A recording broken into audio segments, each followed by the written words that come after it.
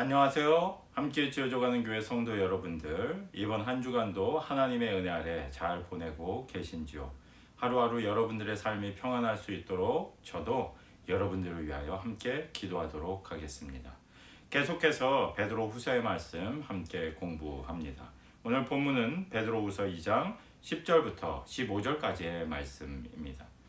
앞선 시간에 우리는 함께 거짓 교사들에 대한 베드로의 경고에 대해 함께 공부해 보았었습니다. 세 가지로 악한 영향력에 대해 함께 정리해 보았었는데요.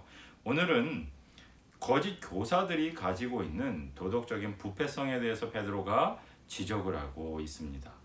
10절 말씀, 특별히 육체를 따라 더러운 정욕 가운데서 행하며 주관하는 일을 멸시하는 자들에게는 형벌을 할 줄 아시느니라.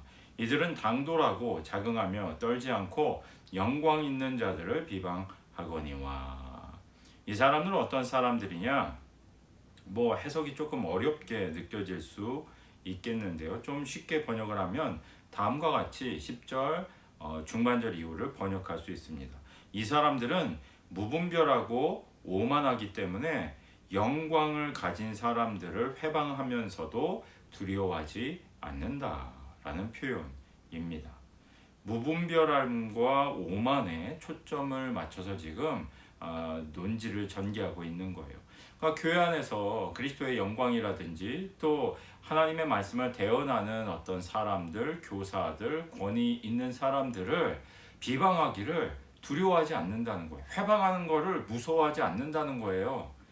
모세에게 대적했던 여러 사람들이 하나님께로부터 징계를 받은 역사적인 사건들이 있습니다만, 오늘날에 와서는 목사님들도 잘못하는 것도 많고 예수 믿는 사람들도 잘못하는 것도 많고, 그러다 보니 이런 모든 권위에 대해서 사람들이 좀처럼 인정을 하지 않는다는 것이죠.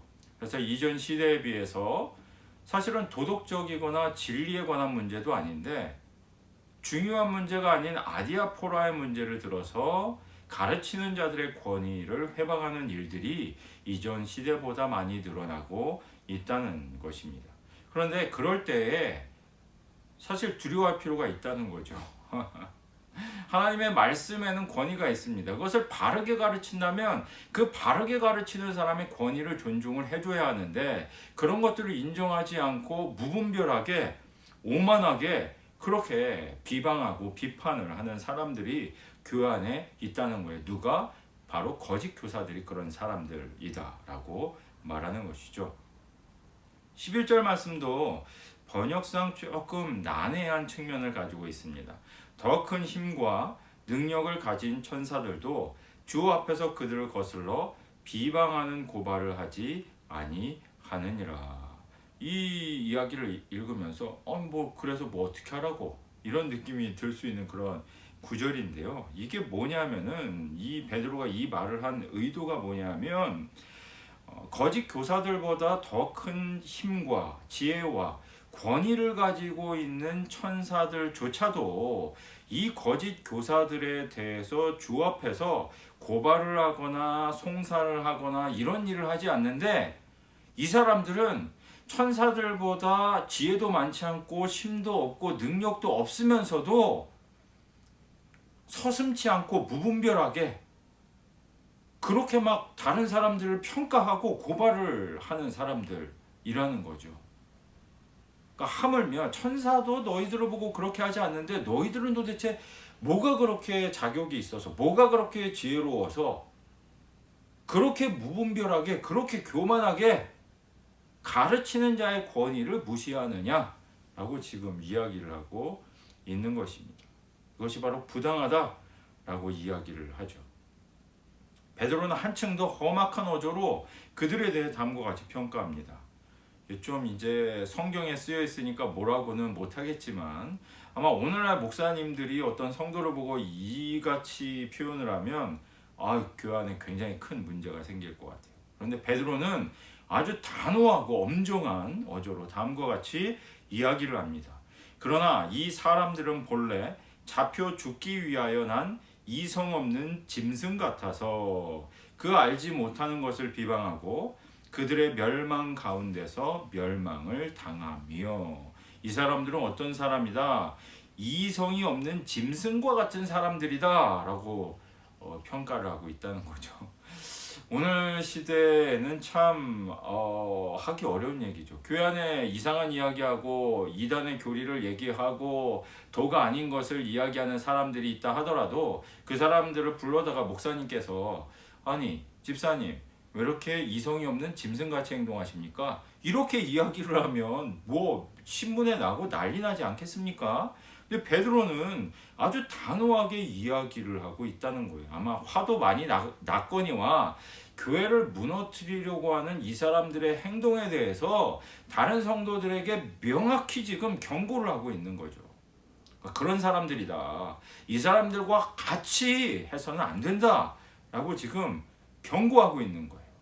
그래서 좀 거친 표현인 것 같이 들리고 적절하지 않은 단어 선택인 것처럼 우리에겐 느껴질 수 있지만 베드로가 의도적으로 이런 단어들을 써가면서 이런 사람들이니까 유의해야 한다, 주의해야 한다라고 지금 얘기를 하고 있는 것입니다. 이 사람들은 경건과 거리가 먼 사람들입니다. 그래서 어떻게 살아가느냐? 13절 불의의 값으로 불의를 당하며 낮에 즐기고 노는 것을 기쁘게 여기는 자들이니 점과 흠이라. 이 같은 사람들은 교회에 점과 흠이 되는 사람들이다. 경건과 거리가 멀기 때문에 때와 장소를 가리지 않고 쾌락을 즐기는 사람들이다. 하지만 이 사람들은 반드시 심판을 당하게 될 것이다 라고 얘기를 하고 있는 것이죠. 오늘날에도 우리가 좀 유의할 만한 그런 이야기를 덧붙이는데요. 너희와 함께 연회할 때 그들의 속임수로 즐기고 놀며. 오늘날로 말하자면 식사 교제를 할 때에 거짓말을 늘어놓으면서 간사함으로 방탕한 짓을 일삼는 그런 사람들이다 라고 얘기를 하는 거예요. 식사 한번 하시죠 라고 얘기하면서 식사 자리에서 교회에 대한 불만과 이런 것들을 얘기한다든지 또 은근히 목사님에 대한 비방을 늘어놓는다든지 아니면 없는 문제를 있는 것처럼 거짓말로 이야기를 한다든지 자기 자신을 과시한다든지 이런 모든 일들을 하는 것들이 결국에는 이 교제의 목적이 교회를 세우고 하나님 나라를 세우는 것이 아니라 자기 자신을 드러내는 것이고 상대방을 자신의 편으로 만들어서 같이 방탕하게 만들도록 멸망에 빠지도록 만드는 그런 행위다 라고 베드로가 지금 지적을 하고 있다는 거예요. 먹는 거에서 정이 난다고 우리나라에도 이제 그래서 식탁의 문화가 발전이 되어 있죠. 회식 문화가 그래서 발전이 되어 있죠. 그래서 공적인 일이 끝났다고 끝나는 게 아니라 밥 한 끼 합시다 이런 것들이 있잖아요. 마찬가지로 이 시대에도 그랬던 것 같아요. 식사를 한다는 것은 굉장히 중요한 의미가 있습니다. 입이 열리면 마음이 열린다 이런 말도 있는 것처럼 맛있는 음식을 먹으면 기분이 좋아져서 그 음식을 같이 먹는 상대방에게 이제 마음이 열리게끔 되어 있거든요. 그런 자리에서 사실은 음식을 주신 하나님께 찬양과 영광을 올려드리고 하나님을 기억해야 하는 그런 교제의 자리에서 오히려 자기 자신을 슬그머니 나타내면서 잘못된 이야기들을 하는 사람들이 많이 있다. 이것을 유의해라 라고 베드로가 경고를 하고 있다는 것입니다. 이 사람들은 또 어떤 사람들입니까? 14절 말씀 음심이 가득한 눈을 가지고 범죄하기를 그치지 아니하고 반복적으로 음심, 정욕, 탐욕 이런 단어들이 등장을 하는데요. 이것이 단순히 성적인 방종함을 의미할 뿐만 아니라 만족되지 않는 끊임없이 넘쳐나는 어떤 욕망을 의미하는 그런 단어죠. 그래서 이런 사람들은 만족하지 못하고 어떻게 하면 죄를 더 범할 수 있을까? 그것들을 찾아 헤맨다 라는 말입니다.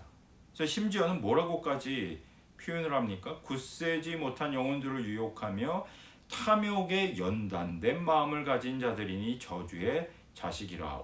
굉장히 세게 얘기하고 있어요. 이 표현이 정말 센 표현이에요. 뭐라고 얘기를 해요? 운동선수는 운동을 잘하기 위해 훈련을 하고 학생들은 시험을 잘 보기 위해서 공부를 하는데 이 거짓 교사들은 어떤 사람이냐? 죄를 더 저지르기 위해서 훈련을 받았어. 무엇으로? 탐심으로, 정욕으로 훈련을 받고 연단이 된 사람이에요. 그래서 그치지 않고 지치지 않고 탐욕을 가지고 죄악을 저지르는데 완전히 프로 중에 프로다 라고 지금 베드로가 거세게 비방을 하고 있는 것이죠. 이런 사람들에 대해 결국에 베드로는 발람의 예를 들어서 이야기를 합니다. 발람이라는 선지자 기억하시죠? 뇌물을 받고 선지자였지만 뇌물을 받고 이스라엘을 저주하기 위해 길을 떠났던 사람입니다. 그러자 답답했던지 그 나귀가 입을 열어서 말을 하는 놀라운 사건이 벌어지기도 하지요. 이 사건에 대해서 베드로가 이야기를 하면서 뭐라고 얘기를 합니까? 자기의 불법으로 말미암아 책망을 받되 말하지 못하는 나귀가 사람의 소리를 말하여 이 선지자의 미친 행동을 저지하였느니라. 이 선지자의 행동이 어땠다고? 미쳤다고요. 미쳤다고. 왜 미쳤습니까? 선지자로서 자기 본분을 떠나서 하나님의 말씀만 대언을 해야 되는데 뇌물을 받고 거짓말로다가 저주를 하기 위해서 지금 가고 있잖아. 이 행동이 어떤 거다? 미친 행동이다. 제정신이 아닌 행동이다. 라고 베드로가 지금 거세게 정신 나간 인간 아니냐라고 지금 얘기를 하고 있는 것입니다. 참 통쾌한 베드로의 일갈입니다.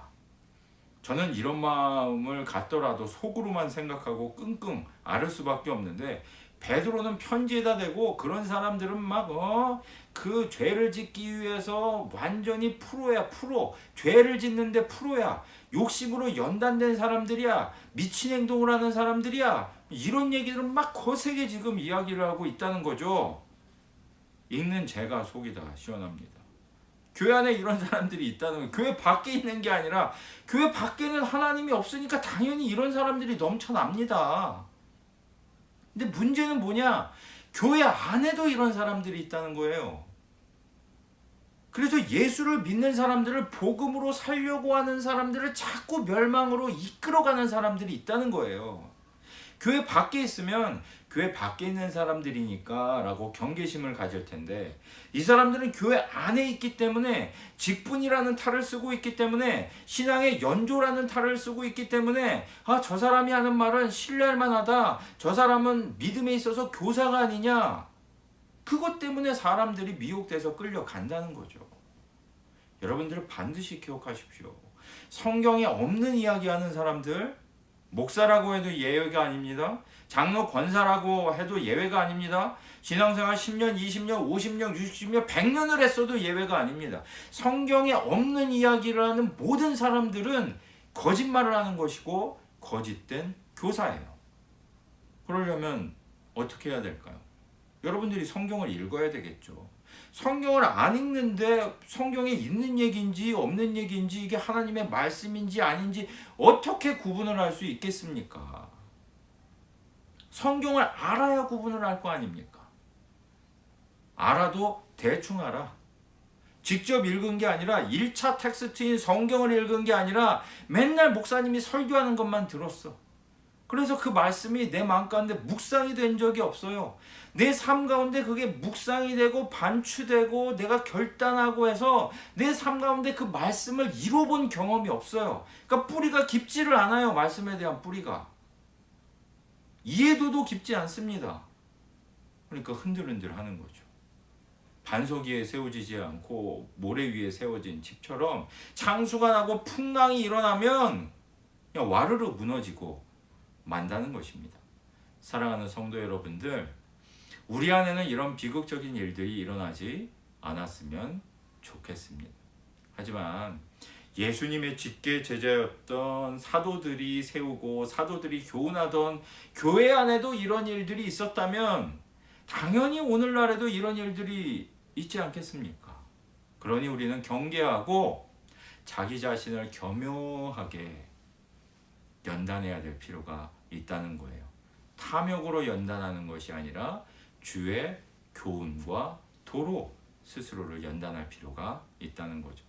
사랑하는 성도 여러분들, 여러분들 중에 이 설교를 듣는 여러분들 중에 단 한 사람도 거짓말에 빠지지 않고 하나님의 말씀으로 자신을 연단하실 수 있는 저와 사랑하는 모든 성도님들이 되시기를 주님의 이름으로 축원드립니다.